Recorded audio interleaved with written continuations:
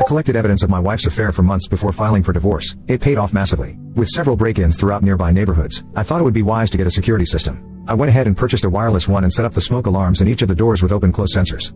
My wife had been after me for a while to replace the smoke alarms, but when I told her about the sensors, she went ballistic. She couldn't articulate why she thought they were a bad idea, but she wasn't comfortable at all with them in place. I didn't see any sense in this. I consulted a friend about the issue. After hearing me out, he was in the same boat as me. It didn't make any logical sense to not have the door sensors. But this is where the course of my life changed. After some thoughtful silence, my friend asked me, "Have you ever thought there may be someone else coming and going while you're not there? It seems to me that she doesn't want you to see this activity," giving reason for her discomfort with the sensors. Rather than punching him for accusing her, I just grumbled. But it nagged at me every day.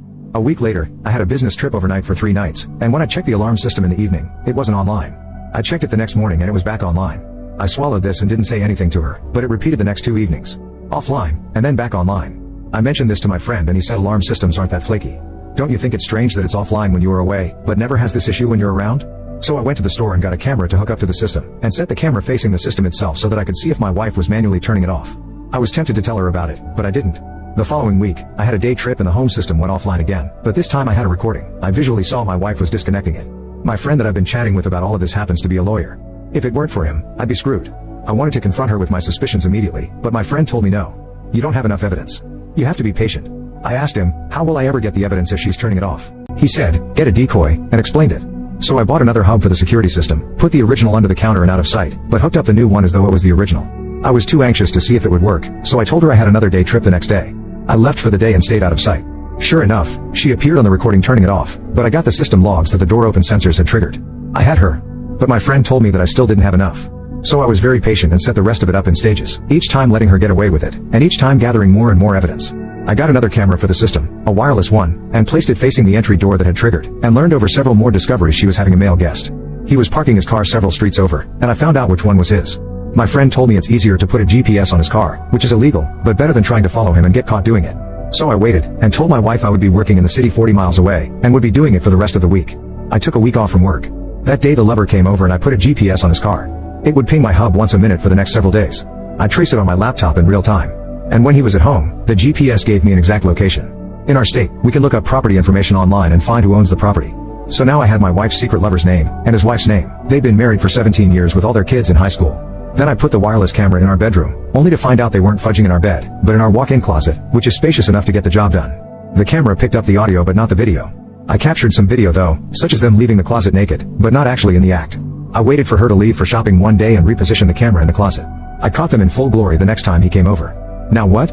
My friend told me while I had enough evidence, she will still put up a denial because she doesn't want to get him in trouble with his wife, so she'll dig in and won't give. Your best bet is to bundle all this stuff together, and give it to her lover's wife anonymously.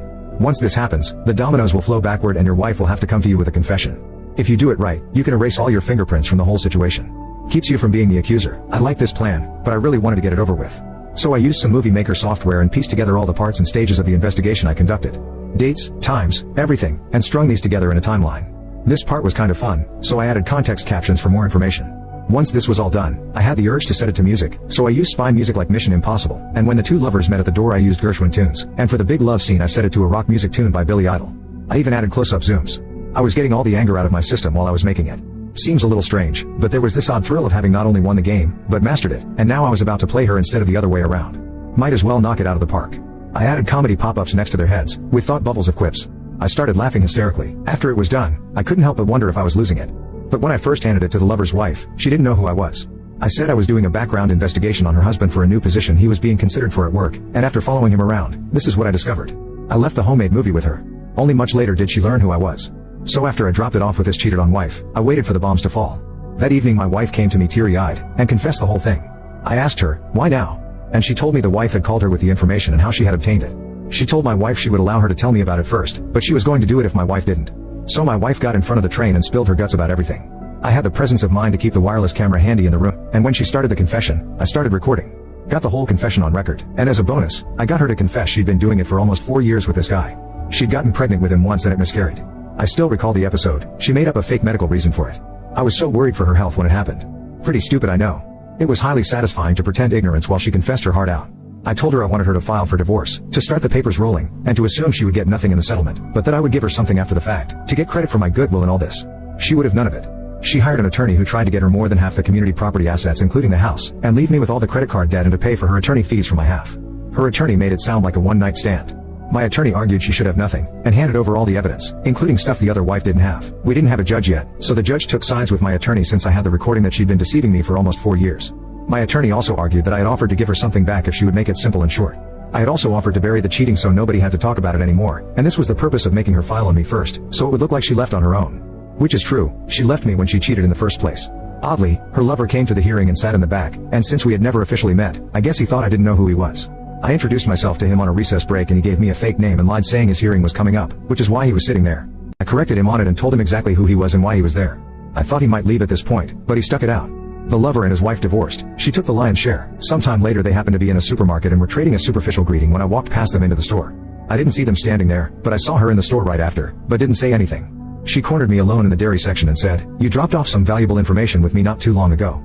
I acknowledged, and we traded some how have you been statements back and forth until she said, "You're the husband." Busted. So I confessed to who I was. She thanked me for my self-control and that I patiently gathered proper evidence and got it to stick. I got a call from my ex that evening. She found out the hand I played in this whole situation, and she was batshit crazy about it. Clearly the other couple did the math and figured out who I was. The lover had called my ex and told her of this. Until that moment, all of them believed the original cover story, that a work-related investigator had handed over his findings. I told my ex-wife, "So what? You came to me and confessed. I didn't have to play bad cop and pound a table and rake you over the coals. The writing was on the wall, and it was time to confess. And you knew it." She said, "No, if I had known, I would not have confessed." Exactly. I got what I wanted, in the only way I could have gotten it. And frankly, I had a blast doing it. For any of you who plan to confront your wife, don't do it in real time as she flirts or commits acts of suspicion of infidelity. Patiently wait, take pictures, and gather the evidence.